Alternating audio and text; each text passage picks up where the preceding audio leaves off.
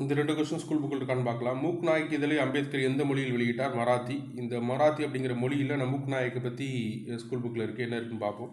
சந்திரிக்கையின் கதை யாரோட தொடர்புடையது? பாரதியாரோட தொடர்புடையது. சரிங்களா? 8th புக்கில், தமிழ் புக்கில் இருக்குது. 8th புக்கில் இது மாதிரி தமிழ் புத்தகத்தில் என்ன இருக்குது? இந்த பாரதியார் சந்திரிக்கையின் கதை என்ற உரைநடை நூலை எழுதினார் அப்படிங்கிறது இருக்கும். சரிங்களா? அப்படி டைரெக்டாக இது ஸ்கூல் புக்கில் இருக்குது. இது என்ன இருக்குது அப்படிங்கிறத பார்ப்போம். சரிங்களா? மூக் நாயக் அப்படிங்கிறது.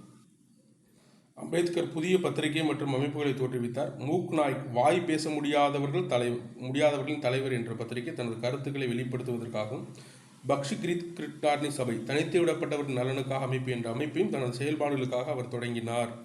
பம்பாய் சட்டப்பேரவையின் உறுப்பினராக அவர் தீண்டாமை கொடுமை உள்ளாக்கப்பட்ட மக்கள் மீது விதிக்கப்பட்ட திறன் குறைபாடுகள் களைவதற்காக அயராது பாடுபட்டார் அப்படின்னு சொல்லி கொடுத்துருக்காரு. 2 ஒன்று மூக் நாயக் என்ற பத்திரிகையும் பக்ஷி கிடாகாரணி சபா அப்படிங்கிற ஒரு சபையும் தொடங்கியதாக டைரெக்டாக ஸ்கூல் புக்கில் இருக்குது. அந்த மொழி இல்லை.